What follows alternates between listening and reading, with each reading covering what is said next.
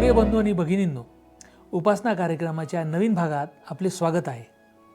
आपल्या मागील भागात आपण पाहिले की लेहा, राहेल आणि त्यांच्या दासींच्या माध्यमातून याकोबाचे कुटुंब विस्तारले आणि त्याला 12 पुत्र झाले. नंतर देवाने याकोबाला हरान सोडून जाण्यास सांगितले आणि राहेल व लेहा यांनी त्याला साथ दिली. यावरून आपण हे शिकलो की देव सदैव विश्वासू राहतो आणि अगदी संकटे व कठीण प्रसंगातूनही तो आपल्या लोकांचे मार्गदर्शन करतो.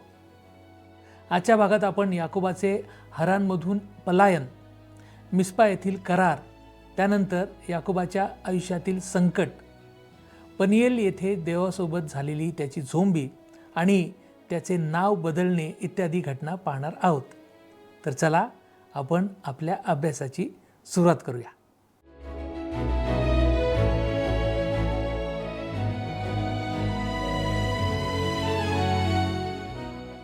प्रभू येशू ख्रिस्ताच्या मधुर नावात आपणास सलाम.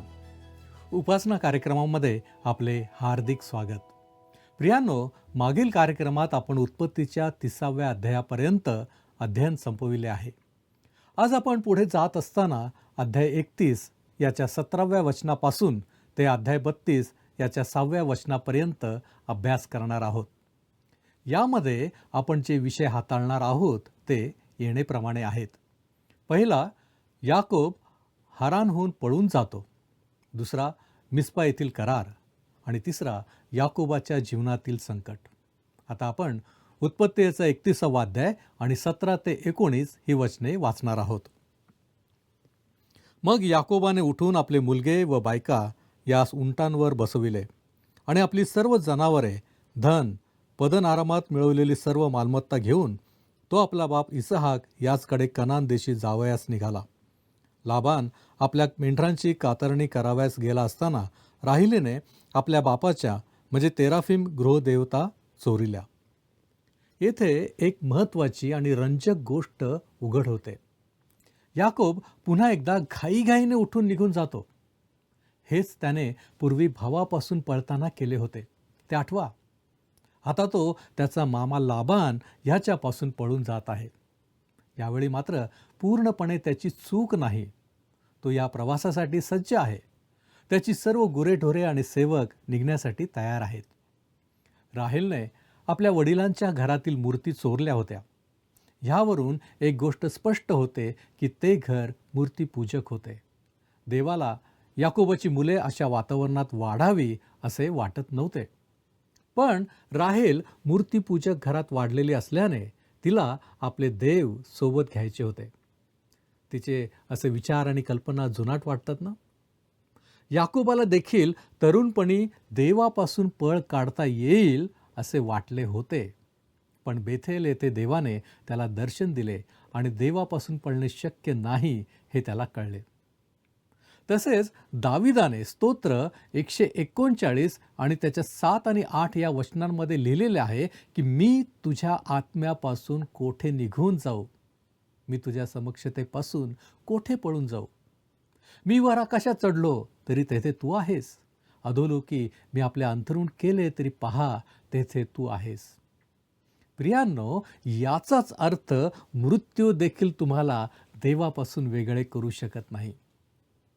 स्तोत्र 139 आणि 9 आणि 10 वचन म्हणते की मी पहाटेचे पंख धारण करून समुद्राच्या अगदी पलीकडल्या तीरावर जाऊन राहिलो तरी तेथेही तुझा हात मला चालवेल, तुझा उजवा हात मला धरून ठेवील. आपण चंद्रावर गेलो तरी आपण देवापासून दूर जाऊ शकत नाही. कोणत्याही परिस्थितीत आपण देवापासून दूर जाऊ शकत नाही. लाबान मेंढरे कातरायला दूर गेला असताना, बहुधा घरापासून बराच लांब गेला असताना याकोबाने ही संधी साधली आणि तेथून निघून जाताना त्याला सांगायला तो जणू काही जाणून बुजून विसरला.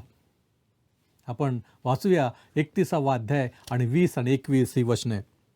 याप्रमाणे याकोबाने आरामी लाबानास फसविले, कारण आपण पळून जात आहो हे त्याने त्यास कळू दिले नाही. मग तो आपले सर्व काही घेऊन पळून गेला. तो उठून फरात नदीपलीकडे गेल्यावर त्याने गिलाद डोंगराकडे जाण्याचा रोख दाखविला. ते यार्देन नदीच्या पूर्वेला असलेल्या गिलाद डोंगराच्या जवळ आले आहेत. त्यांनी बराच लांबचा प्रवास केला आहे. यावेळेस आपण उत्पत्तीचा 31वा अध्याय आणि 22 आणि 23 ही वचने वाचणार आहोत.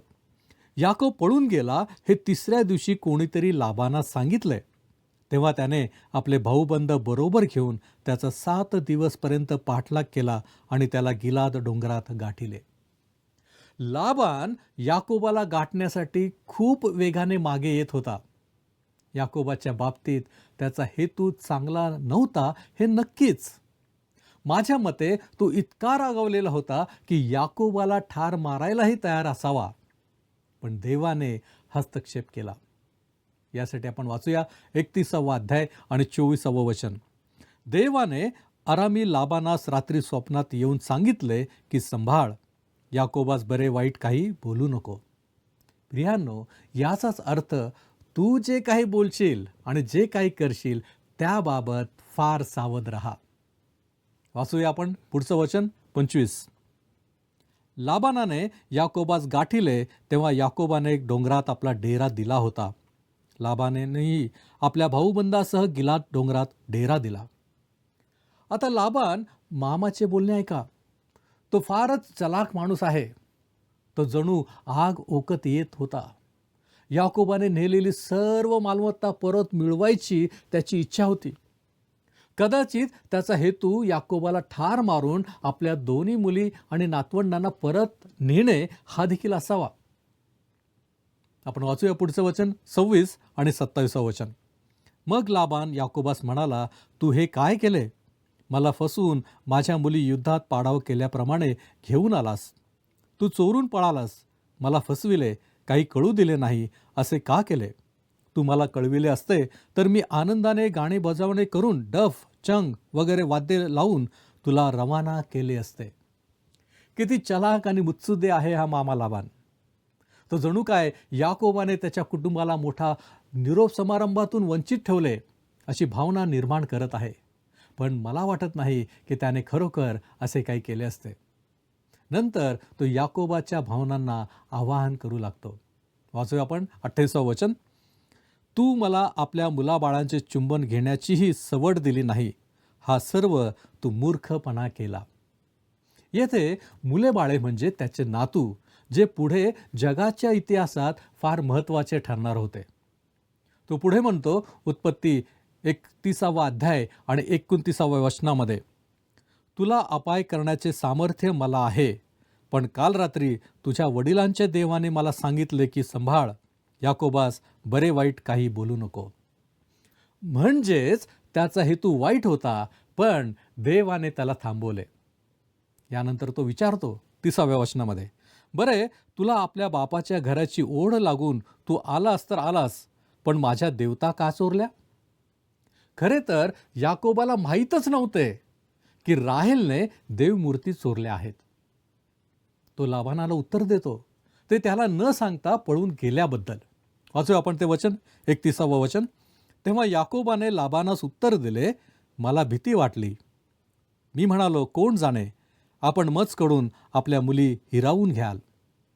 याकोबाला माहीत होते की लाबान त्याला त्याच्या पत्नींना, त्याच्या कुटुंबाला आणि त्याच्या मालकीच्या वस्तू घेऊन जाऊ देणार नाही. आता तो चोरी केलेल्या देवतांच्या आरोपाला उत्तर देत आहे. वाचूया आपण उत्पत्तीचा 31वा अध्याय आणि 32वं वचन. आपल्या देवता ज्याच्यापाशी सापडतील तो जिवंत राहावायचा नाही. आपण आपल्या भाऊबंधां देखत माझी झडती घेऊन आपले काही सापडेल तर ओळखून खुशाल घ्या, कारण राहिलेने देवता चोरून आणल्या होत्या हे याकोबास माहीत नव्हते. त्याला खात्री होती की लाबानाकडून कोणीही त्या मूर्ती चोरल्या नसतील. पहा, याकोबाचा लाबानावर विश्वास नव्हता. पण जर तुम्हाला वाटत असेल की लाबानाचा याकोबावर विश्वास होता, तर तो तुमचा गैरसमज आहे. त्यांचा एकमेकांवर अजिबात विश्वास नव्हता. एकत्र घालवलेली ही 20 वर्षे खूप छान आणि सुखद होती, नाही का? वाचूया आपण पुढचं वचन उत्पत्ती 31वा अध्याय आणि 33 ते 35 ही वचने.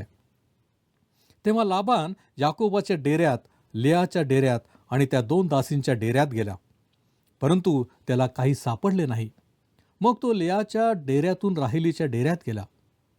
राहेल त्या गृहदेवता घेऊन व उंटांच्या कंठाळीत ठेवून त्यावर बसली होती. लाबानाने सर्व डेरा शोधून पाहिला, पण त्यास काही सापडले नाही. ती बापास म्हणाली, स्वामी, मला आपल्यापुढे उठून उभे राहवत नाही, म्हणून रागावू नका, कारण मला स्त्रीधर्म प्राप्त झाला आहे. असा त्याने शोध केला, पण त्यास त्या गृहदेवता सापडल्या नाहीत. त्याला खरंच अपेक्षा होती की त्याच्या मुलींपैकी एका मुलीकडे त्या मूर्ती असतील. राहेल स्वतः एक खूप हुशार मुलगी आहे. ती तिच्या वडिलांचीच मुलगी आहे. तिने त्या मूर्ती चोरल्या आणि उंटांच्या सामानात ठेवल्या. मग ती त्यांच्यावर बसते, म्हणते की तिला त्या दिवशी बरे वाटत नसल्यामुळे ती उठू शकत नाही. आणि या सगळ्यात ती त्या मूर्तींवरच बसली आहे. या कुटुंबाचे किती वास्तववादी चित्र आपल्याला दिसते. राहेलने आपल्या वडिलांकडून त्या मूर्ती चोरणे हे कदाचित आपल्या कल्पनेपेक्षा खूपच गंभीर होते.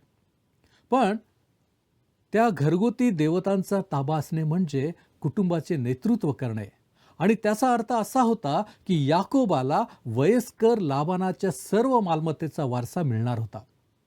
याच कारणामुळे लाबान इतका अस्वस्थ झाला होता. याकोबाला आपली सर्व मालमत्ता मिळावी असे त्याला मुळीच वाटत नव्हते. त्याला वाटत होते की त्याला अगोदरच पुष्कळ मिळाले आहे. आता याकोबाला थोडा आत्मविश्वास वाटतो. लाबानाला ते मूर्ती सापडत नाहीत आणि याकोबाला खात्री आहे की त्या आसपास कुठेही नाहीत. आपल्या मागे आलेल्या सासऱ्याला त्याला जाब विचारायचा आहे. यावेळेस आपण उत्पत्ती 31 अध्याय आणि 36 वचन वाचूया. तेव्हा याकोब रागावला व लाबानाशी तक्रार करू लागला. याकोबाने लाबानास म्हटले, आपण माझा पाठलाग करावा असा कोणता अपराध, कोणते पातक मी केले? आता याकोब आपली तक्रार मांडत आहे. त्याने अनुभवाच्या शाळेत शिक्षण पूर्ण केले आहे आणि आता त्याला त्याची पदवी मिळत आहे.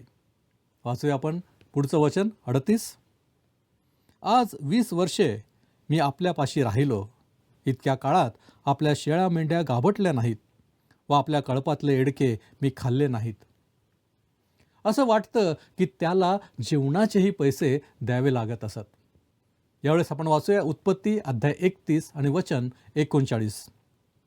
वनपशूंनी जी फाडून खाल्ली ती तशीच आपल्याकडे न आणता मी त्यांच्याऐवजी दुसरी भरतीच दिली.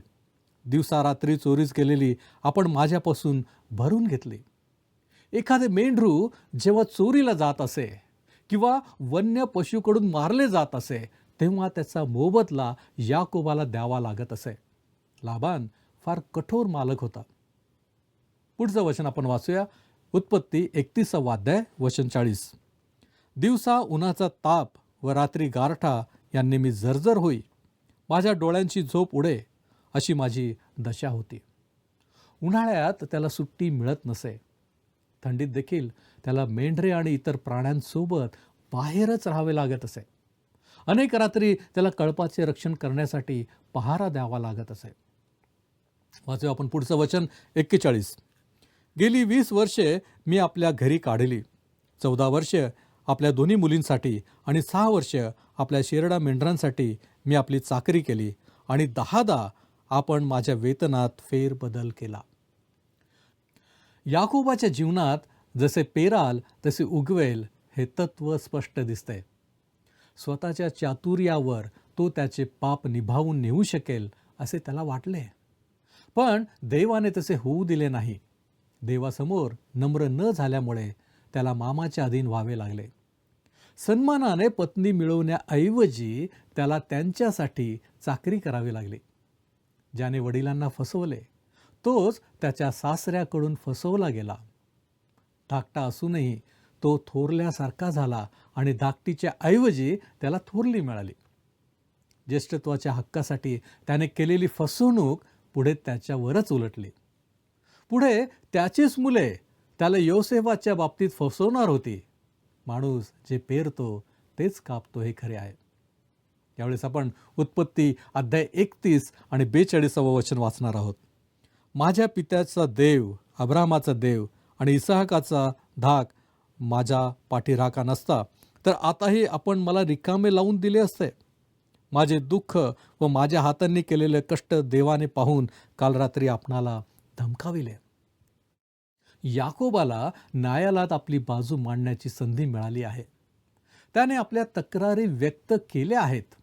आता तो लाबानाला सोडून जाणार आहे. ते एकमेकांचा निरोप घेतात आणि एक करार करतात. आता आपण मिस्पाचा करार हा विषय पाहणार आहोत. त्यासाठी आपण उत्पत्ती अध्याय 31 आणि याची 43 आणि 44 हे दोन्ही वचने वाचूया. यावर लाबान याकोबास म्हणाला, ह्या मुली माझ्या मुली आहेत आणि ही मुले माझी मुले आहेत. हे कळप आणि जे काही तुझ्या दृष्टीसमोर दिसते आहे ते अवघे माझे आहे. आता या माझ्या मुली व त्यांच्या पोटची मुले यास मी काय करू? तर चल, तू आणि मी आपसात करार करू आणि तो तुझ्या माझ्यामध्ये साक्ष होवो. याकोबाने खांबासाठी एक दगड उभा केला. दगडांसाठी घोडा करण्यात आला आणि एक करार करण्यात आला. वाचू आपण 48 आणि 49 वचनं. लाबान म्हणाला, आता ही रास तुझ्या माझ्यामध्ये साक्षीला आहे म्हणून हिचे नाव गलेद ठेविले. तसेच मिस्पा हेही नाव तिला दिले, कारण तो म्हणाला, आपण परस्परांच्या दृष्टीआड झालो म्हणजे परमेश्वर तुझा माझा साक्षी असो. या करारातील शब्द अनेकदा तरुणांच्या सभा किंवा इतर सभांमध्ये आशीर्वाद म्हणून वापरले जातात, पण प्रत्यक्षात तो 2 कपटी माणसांमधील करार होता. परमेश्वर तुझा माझा साक्षी असो हा खरे तर आशीर्वाद नव्हता, तर तू मला पुन्हा फसवू नये म्हणून देव तुझ्यावर नजर ठेवो असा इशारा होता. हा करार म्हणजे एक सीमारेषा होती. तो धोंड्यांचा स्तंभ लाबान आणि याकोब यांच्यामधील सीमा बनला. दोघांनीही एकमेकांच्या प्रदेशात प्रवेश न करण्याचे मान्य केले आणि त्यानंतर ते वेगळे झाले. आता आपण अध्याय 32 याचा अभ्यास करणार आहोत. त्यात आपण याकोबाच्या जीवनातील निर्णायक वळण हा विषय अभ्यासणार आहोत. प्रियांनो, पहा, अध्याय 32 हा याकोबाच्या जीवनातील अत्यंत महत्त्वाचा अध्याय आहे. तो त्याच्या जीवनातील वळणबिंदू आहे. मात्र हा याकोबाच्या परिवर्तनाचा क्षण नाही. तो देव स्वभावात जगत असला तरी तो देवाचा माणूसच आहे. ह्यावरून एखादी व्यक्ती ख्रिस्ती आहे की नाही याचा न्याय करताना सावध राहण्याचा इशारा आपल्याला मिळतो. अनेक जण ख्रिस्तीसारखे वागत नाहीत, तरीही ते खरे विश्वासणारे असू शकतात हे देवच ठरवतो. याकोब देवाचा प्रतिनिधी असूनही वाईट साक्ष देत होता, पण तो तसे पुढे चालू ठेवू शकत नव्हता. म्हणून देव त्याच्याशी कठोरपणे वागणार होता, इतका की देव त्याला अपंगही करणार होता, जेणेकरून त्याला पूर्णपणे आपल्या अधीन करता येईल. इब्री लोकासपत्र 12 अध्याय 6 या वचनामध्ये असं म्हटलेलं आहे, कारण ज्यावर परमेश्वर प्रीती करीतो त्याला तो शिक्षा करीतो, हेच देवाचे तत्व आहे.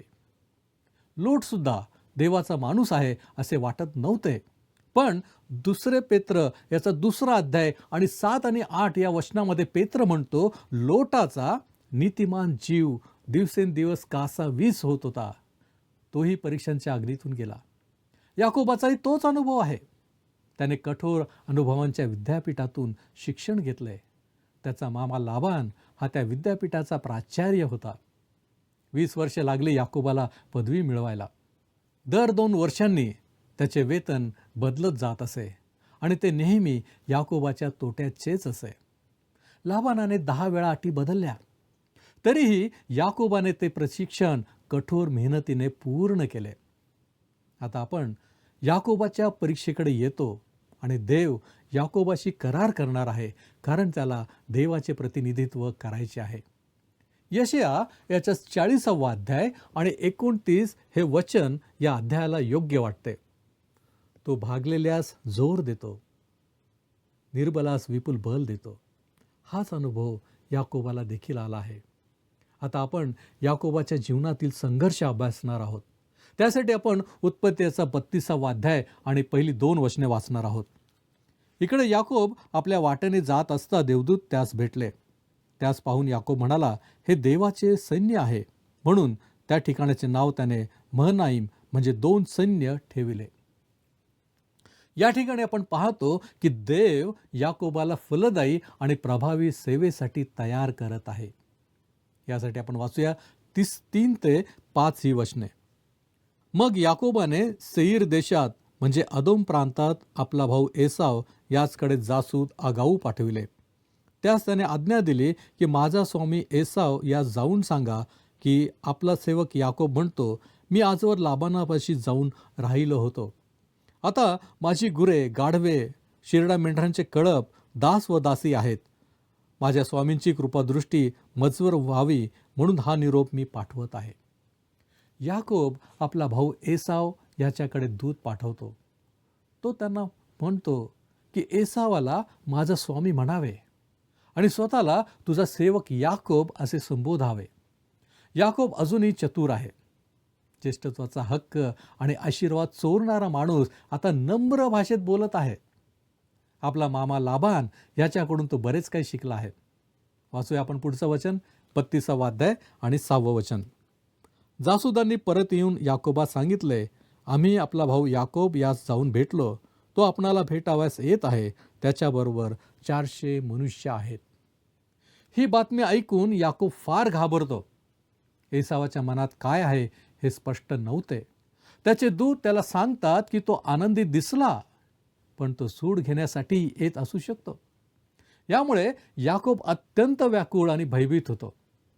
प्रियांनो, व्याकुळ, भयभीत आणि निर्बल अवस्थेमध्ये आम्हाला सहाय्य करणारा आमचा जिवंत परमेश्वर आहे. तो आम्हाला सोडत नाही आणि टाकत नाही. काय आपण त्याचा अनुभव घेतला आहे? यावेळेस आपण प्रार्थना करूया.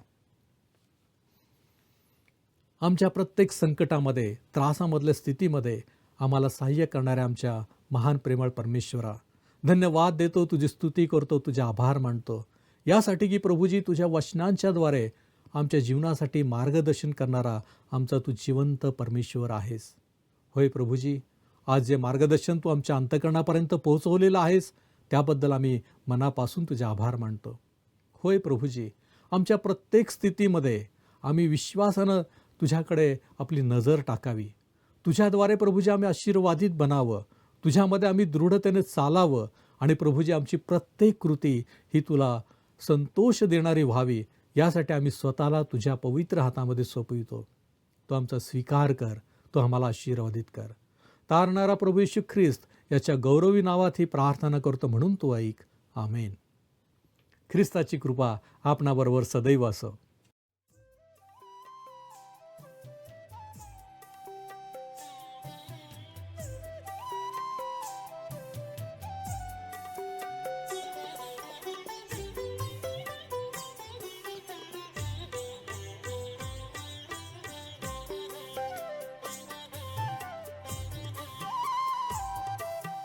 तव सहवास घडावा प्रभु रे, क्षणभर विरह नसावा.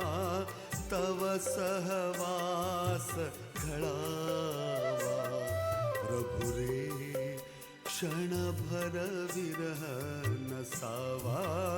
तव सहवास घडावा.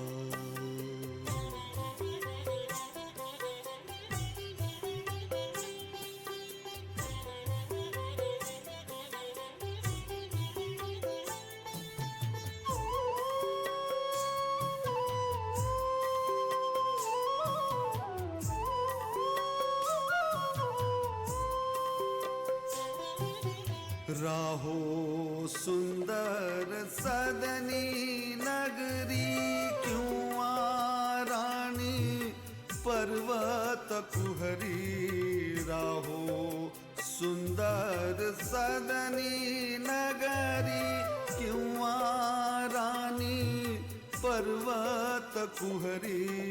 देह विभो हा माझा, देह विभो हा माझा. कोठेही मग स्वर्गच जीवा. तव सहवास घडावा प्रभु रे, क्षणभर विरह नसावा.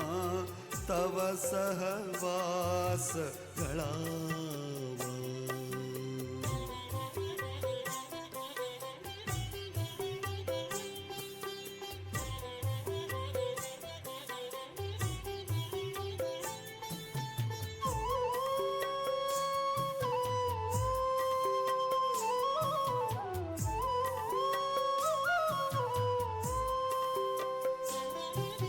मृदुल फुलांची सुखकर शय्या किंवा प्रस्तर खंड निजाया. मृदुल फुलांची सुखकर शय्या किंवा प्रस्तर खंड निजाया. हृदयात तवटे कोणी असता हृदयात तवटे कोणी असता कष्ट न शब्द हि ठावा. तव सहवास घडावा. प्रभु रे क्षणभर विरह नसावा. तव सहवास घडावा. प्रभु रे क्षणभर विरह नसावा. तव सहवास घडावा. प्रियांनो, आजच्या भागातून आपण हे शिकलो की देवाने दिलेल्या आज्ञेचे पालन करत याकोबाने आपल्या पत्नी, मुले व सर्व मालमत्तेसह हारानमधून गुपचूप प्रस्थान केले, जेणेकरून त्याला कनान देशात परत जाता येईल. नंतर लाबान आणि याकोब यांनी मिस्पा येथे एकमेकांचे अहित न करण्याची प्रतिज्ञा करून एक करार केला आणि त्यानंतर ते वेगळे झाले. पुढे देवाने याकोबाला देवदूतांचे दर्शन घडून त्याचे मनोधैर्य वाढवले. तथापि एसावबरोबर भेट हा एक कसोटीचा प्रसंग ठरला. यातून हे दिसून आले की जरी देव त्याचे मार्गदर्शन करीत असला तरीही याकोब अजूनही भीतीशी झगडत होता. पुढील भागात आपण याकोबाने पनिएल येथे केलेली झोंबी आणि त्याचे नाव बदलून इस्रायल ठेवले जाणे हे पाहणार आहोत. आता आपण येथेच थांबू आणि निरोप घेऊ. धन्यवाद.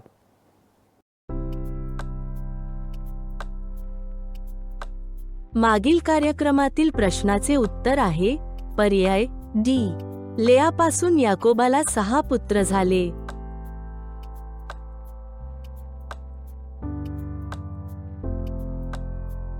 आजचा प्रश्न, एकंदर किती वर्षे याकोब लाबानाकडे होता? ए 7, बी 14, सी 20, डी 6.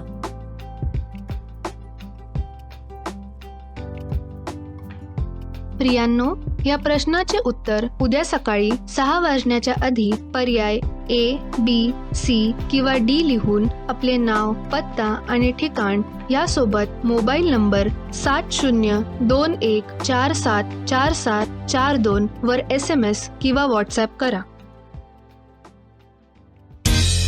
हा कार्यक्रम आपणास आवडला काय? आता आम्हाला एक मिस कॉल करा.